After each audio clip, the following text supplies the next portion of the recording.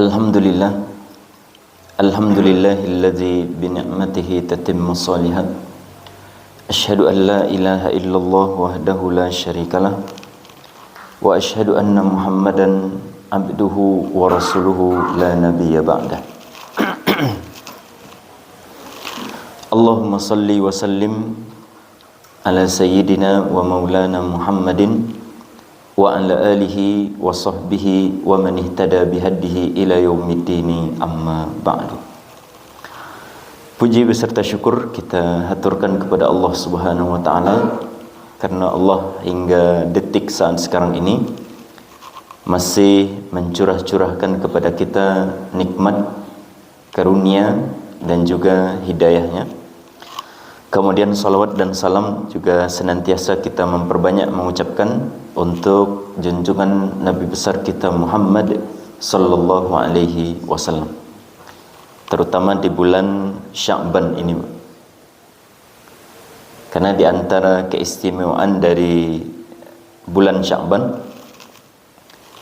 atau salah satu nama dari bulan Sya'ban itu Bapak Ibu, para ulama kita memberikan nama lain dari bulan Sya'ban itu adalah Syahru As-Salati ala Nabi sallallahu alaihi wasallam, bulan memperbanyak salawat kepada Nabi. Kira-kira kenapa itu Bapak Ibu? Kenapa di bulan Sya'ban ini kita dianjurkan lebih banyak bersalawat dibanding bulan-bulan yang lain? Nah, karena di bulan Sya'ban ini lebih tepatnya pada tahun kedua Hijriah waktu itu ya, turun sebuah ayat yang mana dalam ayat tadi Allah SWT memberitahukan kepada Nabi sallallahu alaihi wasallam sekaligus memberikan satu kemuliaan, yang mana kemuliaan ini bahkan tidak pernah diberikan kepada Nabi dan Rasul yang lainnya. Kemuliaan itu adalah bahwa Allah SWT bersolawat kepada Nabi. Allah SWT menyuruh seluruh para malaikat bersolawat kepada Nabi dan juga menyuruh umat beliau sampai hari kiamat untuk bersolawat kepada Rasulullah sallallahu alaihi wasallam.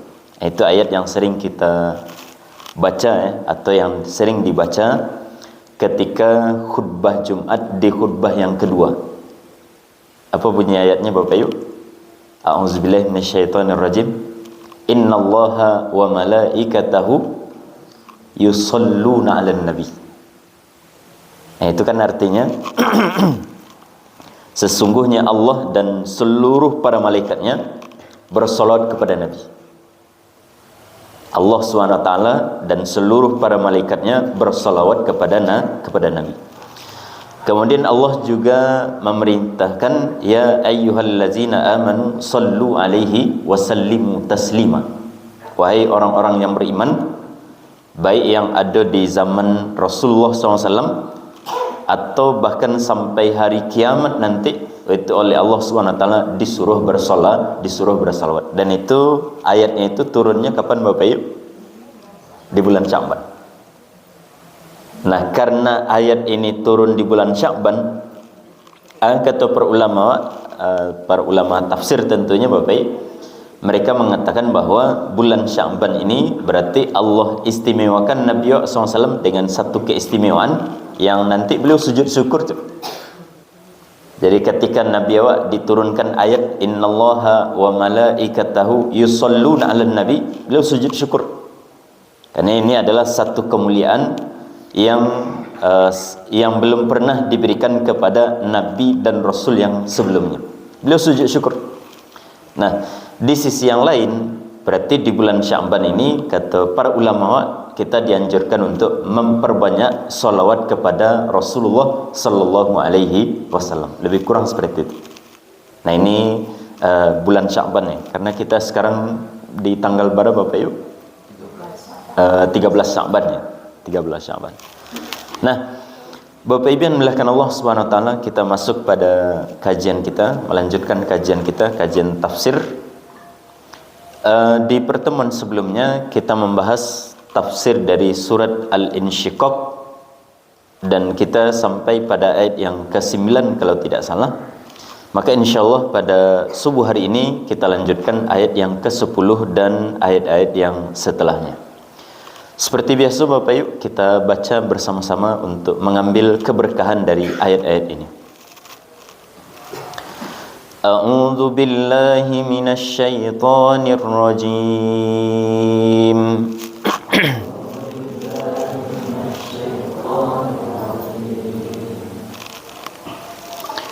Bismillahirrahmanirrahim.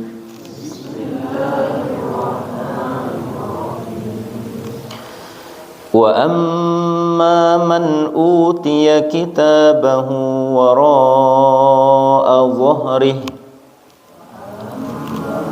man utiya kitabahu wara'a dhahrihi fasawfa yad'u subura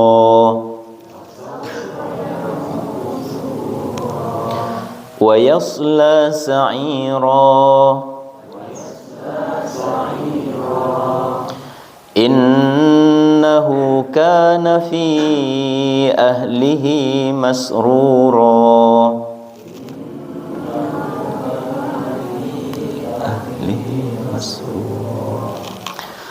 Innahu dhanna an lan yahur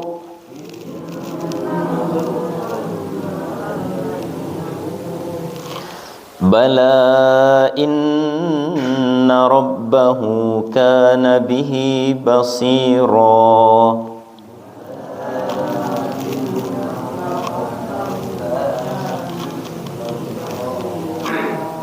Nah, ini ayat yang ke-10 sampai ayat yang ke-14 ya. 15, mohon maaf.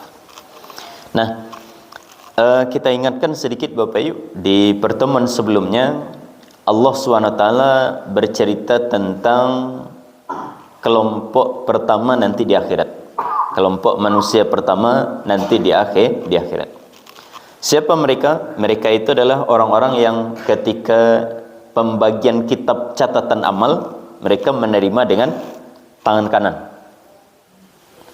Fa amma man utiya kitabahu biyaminih, dengan tangan kanannya. Fasawfa yuhasabu hisaban yasira, maka dia akan dihisab dengan hisab yang mudah.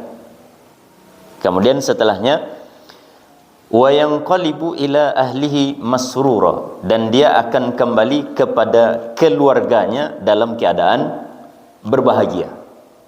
Maksudnya mereka akan masuk ke dalam surga dan akan menemui keluarganya di dalam surga. Masuk dalam surga dalam kenikmatan bersama orang-orang yang mereka cintai. Ada yang memaknakan keluarga di sini memang keluarga dalam artian karib kerabat, orang-orang yang sedarah dengan orang tersebut Bapak Ibu. Tapi ada juga nanti yang memaknakan bahwa yang dimaksud dengan keluarga di sini adalah orang-orang yang beriman secara keseluruhan. Nah, karena walaupun tidak ada hubungan darah, tapi orang-orang yang beriman itu Bapak Ibu, satu dan yang lain itu mereka diikat dengan keimanan mereka. Bahkan ikatan keimanan itu dibandingkan dengan ikatan darah itu lebih kuat ikatan keimanan. Betul atau tidak Bapak Ibu? Betul ya. Contohnya Nabi awak sallallahu alaihi wasallam dengan Abu Jahal atau dengan Abu Lahab. Abu Lahab itu Bapak Ibu seiman dengan Nabi atau berbeda Bapak Ibu? Berbeda. Nabi awak sallallahu alaihi wasallam beriman, sedangkan Abu Lahab memilih jalan kekafiran. Dan Abu Lahab tadi memusuhi Nabi. Yang terjadi Bapak, Nabi SAW memusuhi si Abu Lahab, Abu Lahab memusuhi Nabi. Nanti Nabi SAW bala tentara beliau ya memusuhi lah lebih kurang. Nah, artinya di sini walaupun ada hubungan darah yang sangat kuat ya antara Nabi awak dengan Abu Lahab, Tapi karena berbeda ikatan keimanan itu tidak ada, maka hubungan darah itu menjadi tidak berguna sama sekali, tidak ada gunanya. Sehingga mereka saling memusuhi satu dengan yang lainnya. Bahkan banyak para sahabat itu Bapak, yang orang tua membunuh anaknya, yang orang tua membunuh anaknya, yang saudara membunuh saudaranya. Itu kenapa itu Bapak? Karena tidak ada hubungan keimanan satu dengan yang lain. Ini lebih kurang. Nah, jadi oleh sebahagian ulama kita, sekali lagi sekedar mengingatkan bahwa yang dimaksud dalam wayang qalibu ila ahlihi masrura, orang-orang yang beriman nanti akan kembali masuk ke dalam surga dengan orang-orang yang keluarganya. Maksud keluarga itu baik keluarga yang ada hubungan darah, atau yang dimaksud dalam ayat ini adalah keluarga dalam makna sesama orang-orang yang beriman. Nanti insyaallah orang-orang yang beriman, kita orang-orang yang beriman, kemudian selagi awak beramal soleh sampai awak meninggal dunia, insyaallah kita dipertemukan nanti di akhirat. Cuman kalau lama sobok di akhirat, penampilan awak itu ndak model-model kini lah Bapak Ibu. Berbeda, tambah rancak. Kalau yang laki-laki tambah gagah sadonya. Tak ada yang hidung pesek, tak ada. Yang hidung kambang, tak ada. Yang pendek, tak ada. Sadonya sama. Apalagi yang ibu-ibu. Bahkan nanti di dalam surga itu Bapak, umur awak sadonya sama. Jadi mohon maaf ya, nanti ambo akan seumuran dengan Bapak Pak Usman, ambo seumuran dengan Pak yang lain-lain, lebih kurang seperti itu. Nah, jangan panggilannya nanti Pak. Kalau kini kan manggil dengan Bapak ya, Pak Usman, Pak yang lain-lain gitu. Nah, kalau di Sarugo nanti Pak kira-kira Bapak Ibu pakai kawan saja, Pak kawan-kawan. Rasanya enggak ya. Jadi kalau panggilan rasanya tetap Bapak Ibu. Tapi kalau dari segi umur, itu nanti manusia itu di dalam surga itu nanti sama satu dengan yang lain. Yang ibu-ibu seumuran satu dengan yang lain. Yang laki-laki pun seperti itu. Jadi mereka itu akan seumuran satu dengan yang lain. Nah ini kalau kita termasuk kelompok orang-orang yang yuhasabu hisaban yasiro, menerima kitab dengan tangan kanan, dihisab dengan hisab yang mudah, kemudian akan berkumpul di dalam surga. Amin ya robbal alamin. Itu yang pertama. Nah, kita masuk ke kelompok yang kedua. Wa amma man utiya kitabahu wara'a zahrih. Adapun orang-orang yang diberikan kitabnya, maksudnya kitab itu adalah kitab catatan amalnya, wara'a zahrih, dari belakang punggungnya. Dalam ayat yang lain itu menerima dengan tangan kirinya Bapak, menerima dengan tangan kirinya, tapi tidak dijelaskan apakah dari depan atau dari belakang. Nah, tapi dalam ayat ini kata Allah SWT, wa amma man utiya kitabahu wara'a zahri. Adapun orang-orang yang menerima kitab catatan amalnya dari belakang punggung. Nah, yang dimaksud dengan di belakang punggung ini adalah dengan tangan kiri. Jadi yang menerima kitab dengan tangan kanan itu satu kelompok saja. Mereka menerima kitab dengan tangan kanan, itu adalah kelompok yang pertama tadi. Nah, adapun kelompok yang kedua, ada yang menerima dengan kitab tangan kiri dari arah depan. Ada juga nanti yang menerima kitab mereka itu dengan tangan kiri tapi dari arah belakang. Jadi tangan itu dipelitukkan. Seperti ini lebih kurang. Dan ini untuk menghinakan manusia nanti di akhirat. Biasanya orang menerima itu Bapak dari depan. Menerima dari depan. Nah, kalau itu enggak, dari belakang menerima. Jadi seperti itu lebih kurang yang disebutkan oleh Al-Imam Ibnu Katsir rahimallahu taala. Jadi mereka dipelitukkan tangannya ke belakang sehingga mereka mengambil kitab itu dengan tangan kirinya. Nah, kira-kira itu orang-orang yang beruntung atau orang-orang yang rugi Bapak Ibu? Ya, orang-orang yang rugi. Nah, kita lanjutkan. Kata Allah Subhanahu wa taala, fasawfa yad'u subura.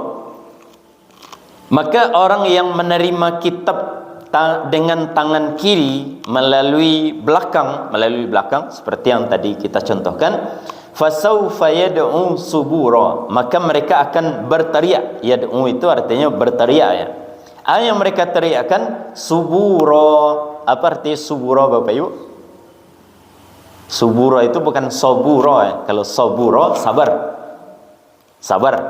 Kalau itu bukan so tapi su. Pakai sa fi su. Subura. Fasawfa yad'u subura. Kalau awak membaca Al-Quran itu Bapak, kalau pas membaca ayat itu ya, kalau paham artinya, maka intonasi membacanya agak beda sekali. Cara membaca intonasinya itu Bapak, agak diangkat suaranya sekali. Fasawfa yad'u subura. Jadi agak dinaikkan intonasinya sedikit. Karena ini adalah ucapan subura itu adalah ucapan yang diucapkan nanti oleh orang-orang, terkhusus orang-orang yang masuk ke dalam neraka ketika mereka memiliki penyesalan yang sedalam-dalamnya. Itu ucapan mereka itu adalah subura. Mereka menyesal dan mereka tidak melihat sama sekali ada peluang untuk memperbaiki penyesalan tadi. Mereka sudah tahu bahwa mereka tidak akan bisa balik lagi ke dunia.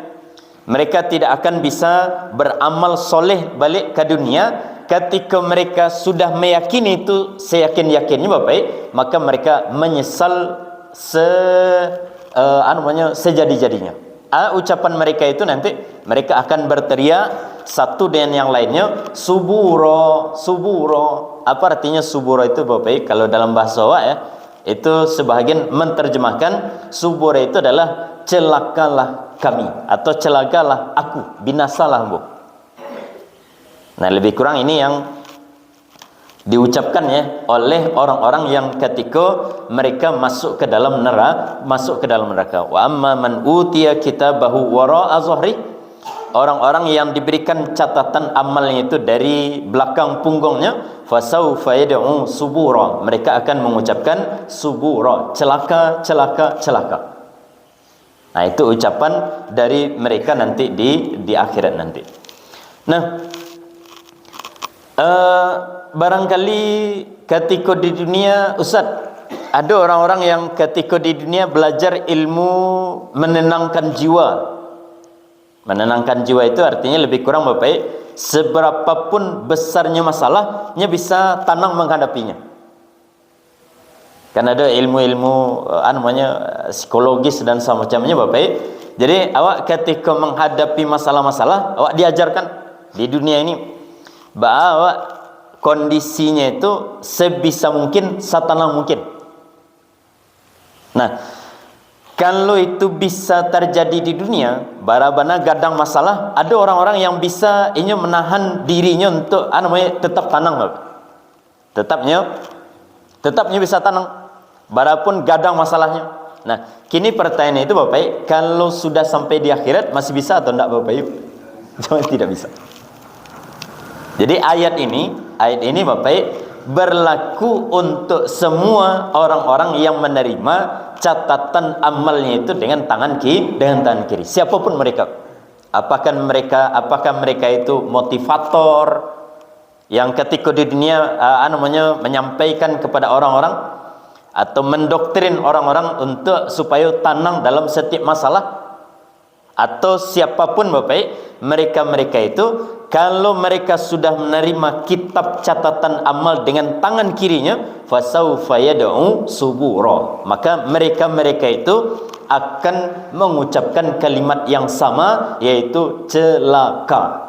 Saya yang celaka Bapak, mereka sendiri celaka. Di dalam ayat yang lain, ayat Allah Subhanahu wa taala, la tad'u suburan wahida.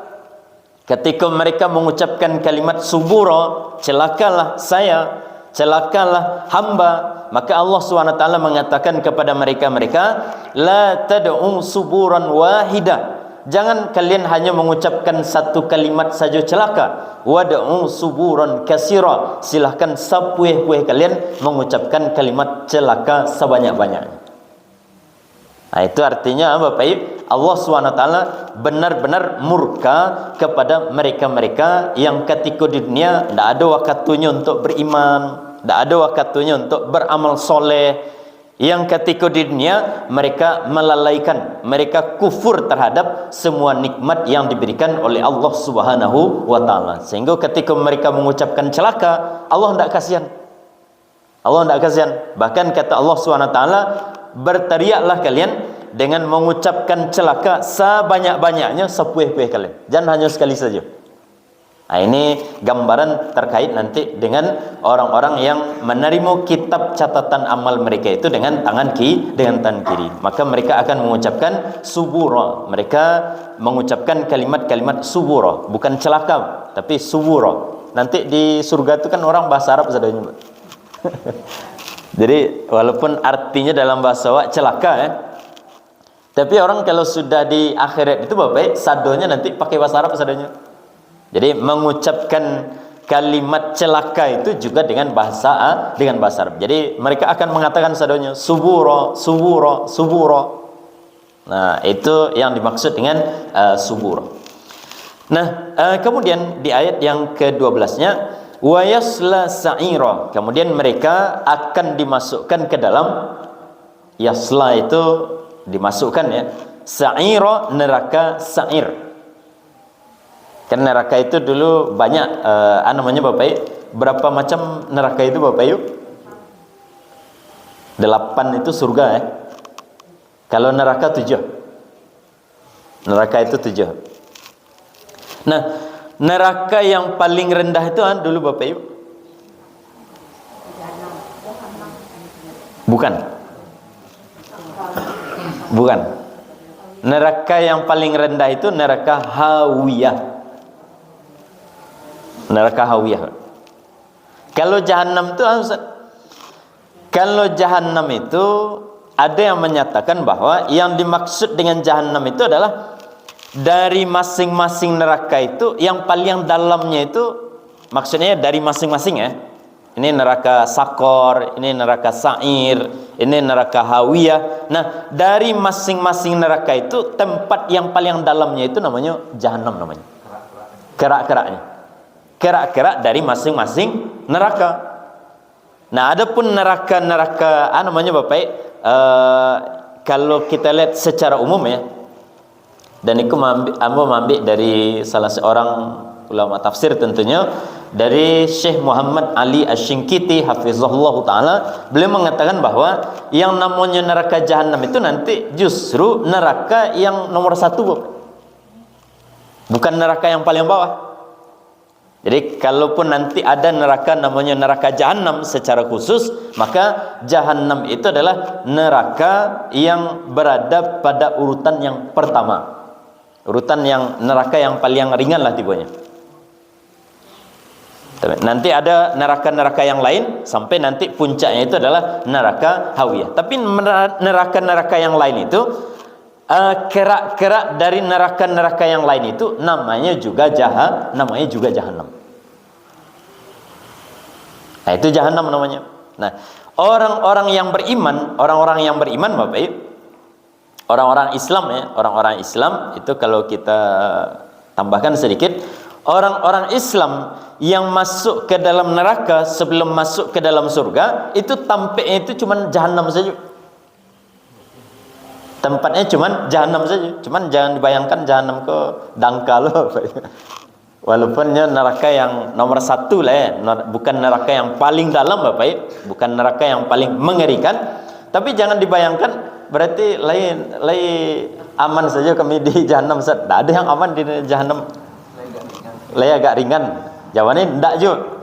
Nah, jadi ini namanya orang-orang Islam yang masuk ke dalam neraka sebelum mereka masuk ke dalam surga, tempat mereka itu nanti adalah di neraka yang namanya jahanam namanya. Nah, di neraka itulah mereka ditempati. Di neraka ini nanti mereka akan dikeluarkan beransur-ansur sampai nanti jahanam itu kosong. Seperti itu.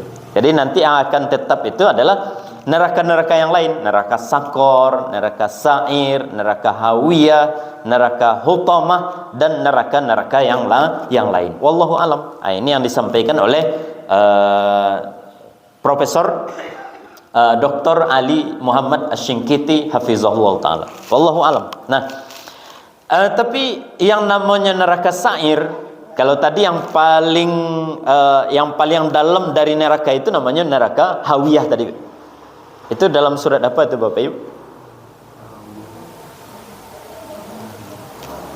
Ayat pendek.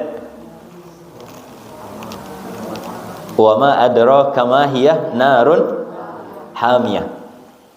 Surat apa tuh? Al-Qaryah. Coba baca si Altaf. Al-Qaryah. Lalu iya.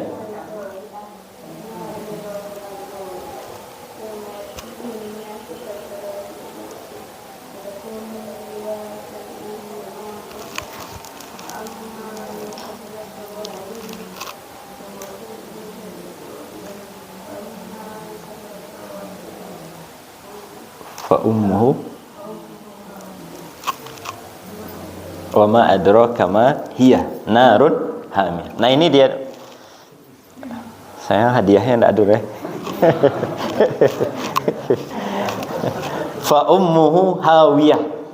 Neraka hawiyah itu adalah neraka yang paling dalam. Nah, tapi yang kita baca dalam ayat ini bukan neraka hawiyah. Neraka namanya neraka Sa'ir. Nah, neraka Sa'ir ini di mana beradanya Bapak? Di urutan yang ke-6. Jadi neraka yang kedua yang paling dalam nanti di akhirat itu adalah, namun neraka itu adalah neraka Sa'ir. Jadi wa yasla sa'ira, dan dia akan dimasukkan ke dalam neraka Sa'ir. Di mana neraka Sa'ir? Neraka Sa'ir itu adalah neraka yang yang nomor 2 yang paling mengerikan nanti di akhirat. Nah, berarti ayat ini lebih kurang Bapak. Yang dimaksud dengan ayat ini, adalah orang-orang kafir. Cuman bukan berarti alhamdulillah awak aman sadonya berarti Ustaz. Bukan itu cara memahaminya. Walaupun yang dibicarakan oleh Allah itu adalah orang-orang kafir, tentunya yang menjadi ciri-ciri dari mereka itu awak wajib mewaspadainya. Dan sampai awak termasuk orang-orang yang sama nanti ciri-ciri awak dengan mereka. Jadi ini walaupun ayat ini sepertinya wallahu alam ayat ini diperuntukkan untuk orang-orang kafir, tapi bukan berarti awak selamat dari celaan kalau kita nanti termasuk dari orang-orang yang menyerupai mereka. Nah, di antara ciri-ciri mereka Bapak, ini disebutkan dalam ayat ini di ayat yang ke-13 sampai 14 ya.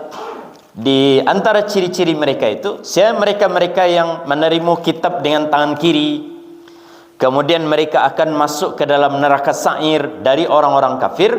Kata Allah SWT, innahu kana fi ahlihi masrura.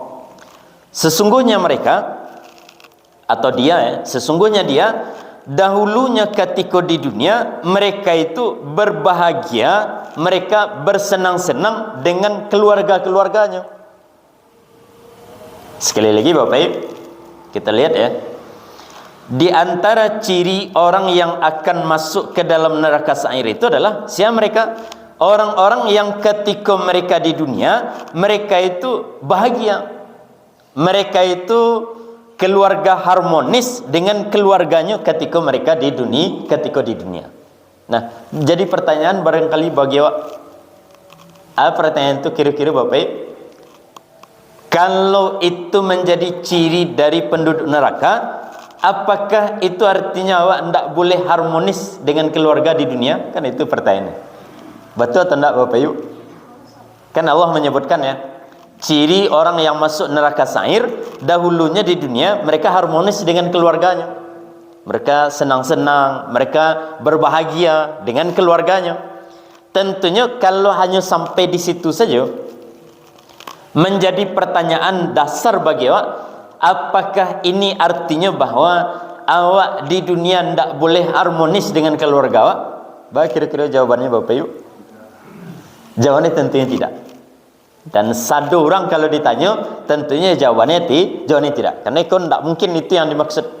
Nah, kata para ulama kita itu Bapak, yang dimaksud itu bukan harmonisnya, tapi yang dimaksud dibalik dari keharmonisan mereka, dibalik kesenangan-kesenangan yang ada pada mereka, dibalik itu adalah mereka itu tidak beriman, mereka tidak beramal soleh. Jadi di antara kan orang kafir itu Bapak, orang kafir itu kan nanti ada dua macam ya, lebih kurang ya. Ada orang kafir yang di dunianya bahagia, di dunia ya, yang orang kafir yang sekarang itu Bapak, ada yang ketika di dunia mereka itu bahagia, ada juga nanti yang mereka itu di dunia langsung saru aja mereka. Kan tidak ada orang kafir bahagia, Pak. Tidak ada orang kafir itu hidupnya mewah. Tidak ada orang kafir itu hidupnya itu namanya Bapak, hidupnya sejahtera. Banyak juga nanti orang-orang kafir itu yang miskin. Bahkan negara-negara yang paling miskin kan banyak negara-negara kafir. Walaupun banyak je negara-negara Islam ya, tapi banyak juga negara-negara itu adalah negara-negara orang kafir. Nah, artinya di sini orang kafir itu ada yang ketika di dunia mereka bahagia, mereka sejahtera, ada je mereka itu yang sengsara. Nah, apakah yang sengsara itu yang akan masuk neraka itu yang bahagia saja Bapak Ibu? Tidak. Satu orang kafir itu masuk neraka. Satu orang kafir itu masuk neraka. Jadi ayat ini bukan seperti zahir dari ayat ini. Ayat yang dimaksud dibalik dari ayat ini Bapak, biasanya, umumnya kata Allah SWT lebih kurang ya, umumnya orang-orang kafir itu kenapa mereka masuk ke dalam neraka nanti di akhirat? Karena ketika di dunia mereka hanya mengejar dunia saja. Kemudian mereka berbahagia dengan dunia yang mereka dapatkan, mereka lupa beriman kepada Allah, mereka lupa mencari Tuhan yang sebenar-benarnya yang berhak disembah, mereka melupakan diri untuk beribadah kepada Allah Subhanahu wa taala. Nah, lebih kurang seperti itu. Jadi bukan berarti dalam ayat ini kita dilarang berbahagia ya. Bukan berarti kita orang-orang yang beriman, berarti kalau orang kafir berbahagia masuk ke dalam neraka, kita orang yang beriman tidak boleh berbahagia Ustaz, supaya tidak masuk neraka. Jawabannya tidak. Kan dalam doa yang kita baca Bapak Ibu, doa sapu jagat ya, Rabbana atina fid dunya hasanah wa fil akhirati hasanah. Yang kita minta itu adalah di dunianya awak bahagia, di akhiratnya juga berbahagia. Di dunianya awak sejahtera, di dunianya awak kaya raya, dalam bahasa yang lainnya barangkali di dunia, di akhiratnya juga kaya raya. Itu yang kita minta. Dan itu boleh-boleh saja.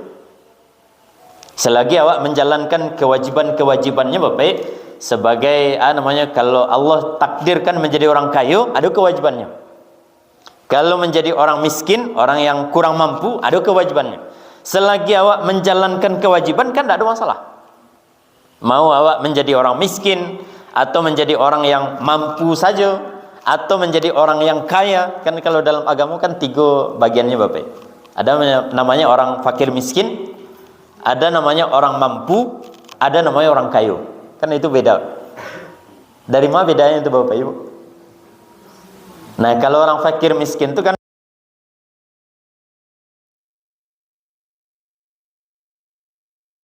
untuk memenuhi kebutuhan saja. Bahkan yang fakir itu kan tidak cukup. Jadi habis di situ saja. Nah, itu namanya orang fakir miskin namanya.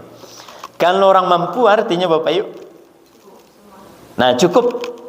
Barangkalinya bisa menabung seketek-seketek, tapi dia belum sampai kepada level orang kaya, hanya sekedar mampu saja.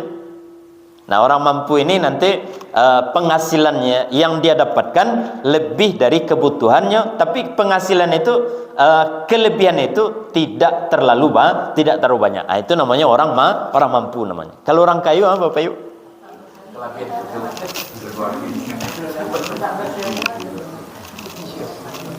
kalau orang kaya dalam agama ya Bapak, Kalau arti sehari-hari barangkali macam-macam ya.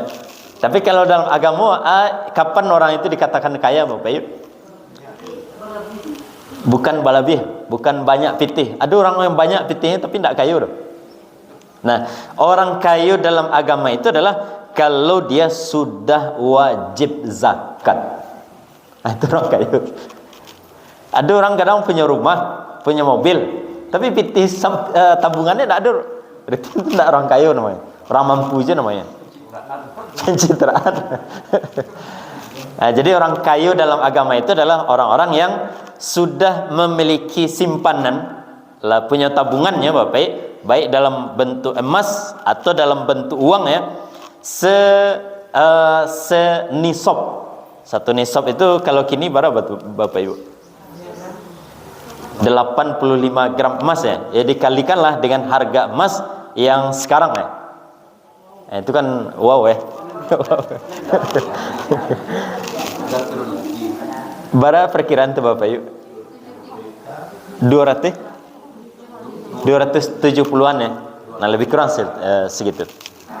Nah, kalau kita sudah memiliki simpanan baik dalam bentuk emas atau dalam bentuk uang yang kira-kira sampai 270-an, nah berarti awak namanya orang kaya. Ustaz kaya, Ustaz punya mobil, alun tantu punya BT segitu. Nah, jadi tidak bisa dipastikan orang-orang yang kelihatannya namanya Bapak dalam kelihatannya kayu Ustaz, tapi alun pastinya kayu. Karena kayu dalam agama itu nanti ditentukan oleh apakah dia sudah wajib zakat atau belum. Nah, itu namanya baru orang kayu namanya. Nah, jadi itu orang-orang ketika di dunia ada orang yang fakir miskin, ada orang yang sekedar mampu saja, dan ada orang yang kaya raya. Nah, itu nanti ketika manusia itu di dunia. Dan itu boleh-boleh saja. Awak niat menjadi orang miskin boleh atau enggak Bapak Ibu? Boleh, silakan. Kalau talok ya. Tapi kalau akan menjadi orang miskin yang suka mengeluh, yang suka meminta-minta kepada orang lain, antilah jadi orang miskin. Wajib menjadi orang kayu. Wajib menjadi orang kayu. Karena orang miskin yang mereka tidak elok Bapak. Yang suka minta-minta, yang mengemis-ngemis, yang mengganggu kenyamanan orang lain, merampok dan semacamnya, itu tidak boleh. Rancak jadi orang kaya, berusahalah menjadi orang kaya. Tapi kalau ditanya, kalau ada orang yang berkeinginan menjadi miskin, walaupun rasanya tidak ada Bapak Ibu. Kalau Nabi kan ada itu. Kalau Nabi berbeda jawab. Kalau Nabi itu doa beliau menjadi orang miskin, kan ada itu. Kalau yang kita minta sehari-hari Bapak Ibu jadi orang kaya. Bahkan kadang-kadang Bapak, sadu ibadah awak niatkan supaya lancar rezeki. Kadang-kadang awak saking terobsesinya menjadi orang kaya ya, sadu ibadah diniatkan ke situ. Salat duha, salat tahajud, doanya, kemudian pai umrah Bapak, niatnya menjadi orang kaya padahal nyalah kaya. Tapi niatnya itu juga baru. Nah, ini bedanya awak saketek dengan Rasulullah sallallahu alaihi wasallam. Kalau Nabi itu niatnya menjadi orang miskin. Allahumma ahyini miskinan wa amitni miskinan wa syurni ma'a zumrati al-masakin. Kata Nabi SAW, tapi doa aku kalau ndak yakin ndak usah dibaca benar Bapak. Kalau ndak katalog ya, ndak usah dibaca.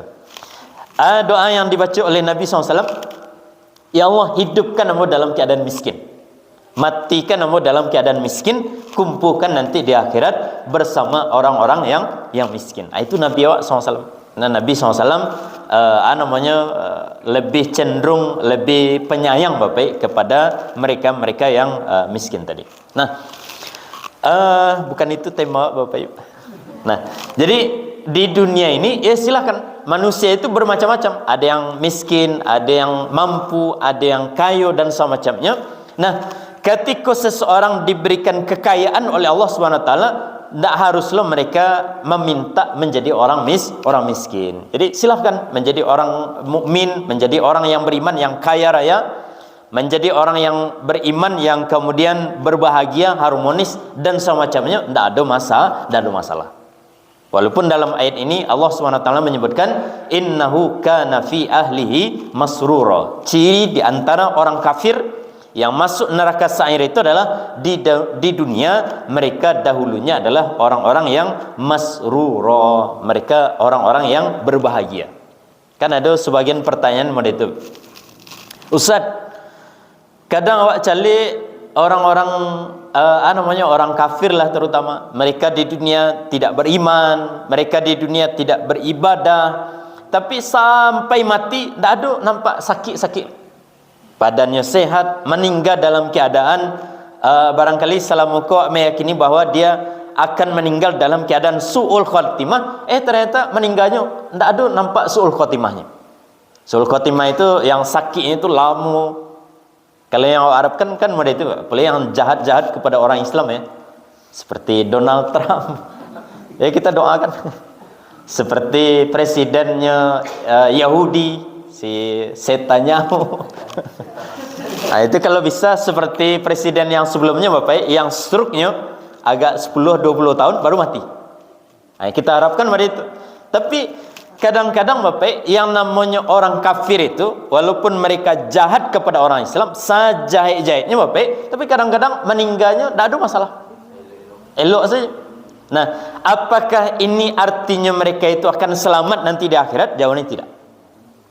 Nah, ini ayat untuk menyatakan innahu kana fi ahlihi masrura. Ada nanti orang-orang kafir yang ketika mereka masuk ke dalam neraka nanti, dahulunya kalau di dunia awak calik Bapak, mulai dari awal sampai meninggal dunia masrura, dia itu berbahagianya senang, hidupnya senang, meninggalnya senang, meninggalnya elok.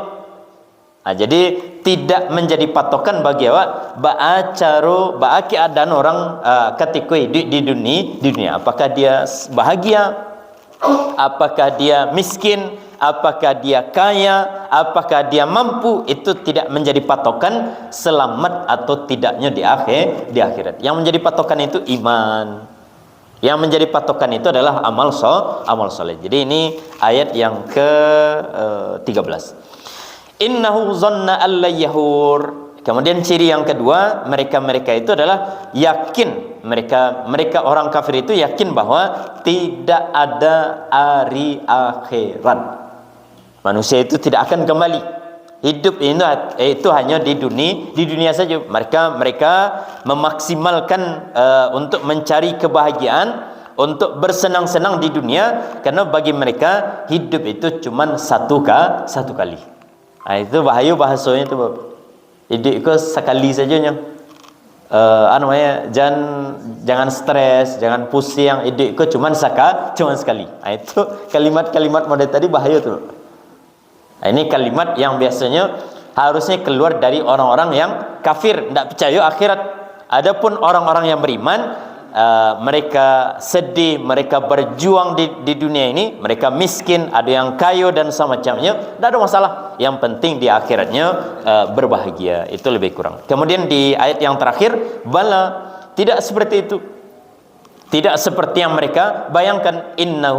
Inna rabbahu kana bihi basira. Sesungguhnya Allah SWT selalu memantau apa yang mereka kerjakan. Nah, lebih kurang ini tafsir dari ayat yang ke-10 sampai ayat yang ke-15 menyebutkan tentang kelompok yang kedua, orang-orang yang menerima kitab nanti dengan tangan kiri dari arah belakang. Mereka ini adalah orang-orang yang kafir, yang mereka di dunianya terutama mereka berbahagia, kemudian mereka tidak yakin sama sekali adanya hari akhirat. Hidupnya sekali saja. Kalau ditanya tentang akhirat, kamu masuk surga atau masuk neraka, amun ndak niu kedua-duanya. Karena memang hidupnya mereka itu hanya di dunia saja. Mereka yakin bahwa setelah mati tidak ada lagi yang namanya hari akhirat. Lebih kurang seperti itu Bapak Ibu. Karena waktu juga sudah habis ya, jadi kita cukupkan sampai di sini. Semoga bermanfaat. Kira-kira ada pertanyaan Bapak Ibu? Ya silakan. Terutama kali tadi Ustaz. Nah, misalnya orang kaya itu ada istri Ustaz, pasti hidupnya mewah. Istri itu dibayarnya misalnya untuk mobil mewah atau investasi di rumah lain misalnya. apakah itu orang itu punya kewajiban untuk mengeluarkan zakat atau tidak? Dari kewajiban zakat dari? Maksudnya dari rumah yang dibelikan, dari mobil? Dari investasi yang dia buat. Terus yang kedua, misalnya zakat masa ini kan 85, itu tuh termasuk dengan perhiasan yang kita pakai atau masalah? Oh iya. Nah yang kedua dulu mau jawab ya. Yang kedua dulu lebih jelas pertanyaannya. Kita punya emas, ada yang disimpan, ada yang dipakai. Yang dizakatkan yang mana? Yang disimpan. Keluarkan setiap tahun, bukan sekali seumur hidup, setiap tahun. Setiap tahun dikeluarkan. Berkurangnya Ustaz, itu resiko jadi orang kayu. Kalau tidak mau bayar zakat, tidak usah jadi orang kayu kan pada itu. Nah itu yang pertama. Jadi yang dikeluarkan zakat itu hanya dari emas simpanan, kemudian uang-uang yang kita simpan. Nah, itu digabungkan kemudian dikeluarkan zakatnya. Itu yang pertama.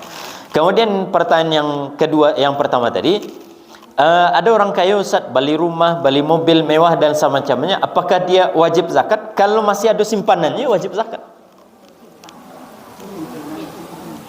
Kalau tidak ada simpanannya, rumah yang dibelikan, mobil yang dipakai, yang dibeli tadi Bapak, kalau niatnya itu ingin dipakainya Bapak, berarti tidak ada zakatnya.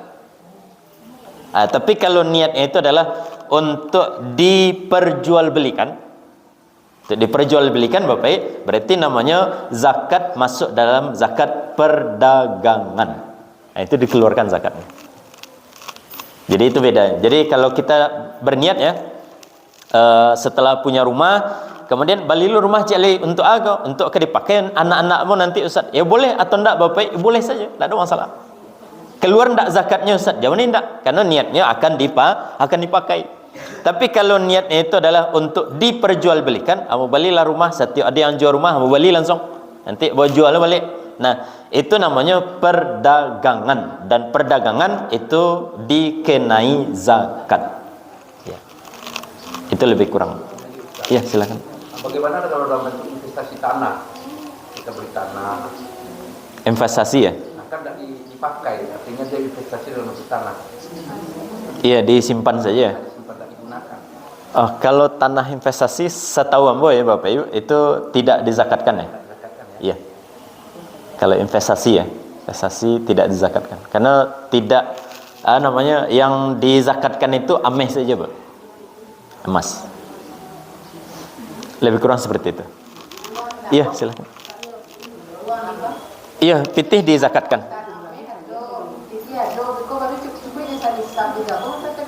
Digabung saja. Digabung. Kalau sampai satu nisab, iya, berarti sampai bayar zakat Ibu. Maksudnya disetarakan dengan harga emas. Iya, dengan seharga emas. Jadi uang digabung dengan emas, kemudian bara total uangnya misalkan dengan harga emas sekarang. Iya, digabung. Nah, kalau cukup dia satu nisab, misalkan gabung bulan Januari kini sampai satu nisab Ustaz, apakah langsung bayar zakat? Jawabannya belum. Nah, tunggu dulu 1 tahun.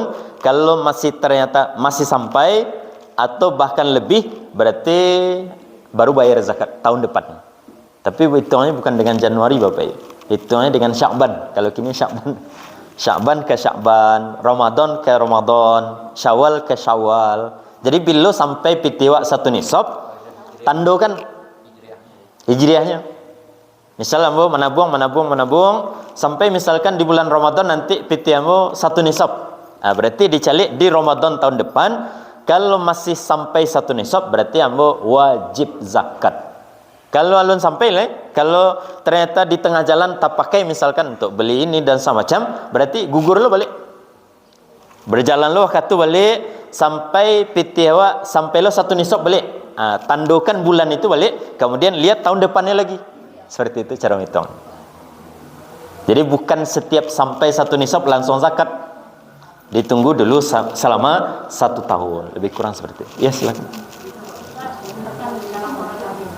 Ada berbeda masuk surganya Iya, bertemu saudanya. Jadi orang-orang yang masuk ke dalam surga, kan nanti ada kemungkinan ada surga istri dengan suami lah misalkan ya, yang paling dekat ya. Istri dengan suami berbeda, masuk sama-sama masuk surga, Ustaz, cuma beda surganya. Ada ini surga yang tinggi, ada surga yang rendah. Nah, tidak masalahnya Ustaz, saya nanti kumpul Ustaz. Nah, dikatakan oleh para ulama kita berdasarkan ayat dalam Al-Qur'anul Karim, wallazina amanu wattaba'athum zurriyyatuhum biimanin alhaqna bihim zurriyyatahum. Kata Allah SWT, orang-orang yang masuk ke dalam surga itu kalaupun mereka harusnya berbeda-beda surganya, tapi karena mereka satu keluarga, mereka itu dipertemukan. Yang di bawah diangkat naik kateh. Jadi misalkan si suami misalkan ya, si istri tinggi surganya misalkan, karena biasanya rajin ibadah kan ibu-ibu. Jadi ngalah salah pak. Jadi misalkan si ibu-ibu si istri tinggi surganya, yang si suami lain masuk surga tapi rendah surganya. Nah, mereka dipertemukan nanti, dikumpulkan oleh Allah di surga itu, di surga yang rendah atau di surga yang tinggi Bapak Ibu? Di surga yang tinggi. Jadi suami kau tabok lama. tabok lama tipunya. Jadi tertolongkan dengan namanya pasangannya yang lebih tinggi kedudukannya nanti di akhirat. Atau kebalikannya misalkan, si istri rendah surganya, si suami tinggi surganya, maka nanti mereka ini akan dikumpulkan di surga yang paling tinggi sesuai dengan derajat pasangannya. Seperti itu lebih kurang. Ya. Ada yang lain Bapak Ibu? Cukup ya?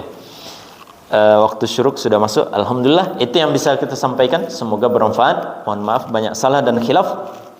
Wassallallahu ala nabiyyina Muhammadin wa ala alihi wa sahbihi ajma'in. Wassalamualaikum warahmatullahi wabarakatuh.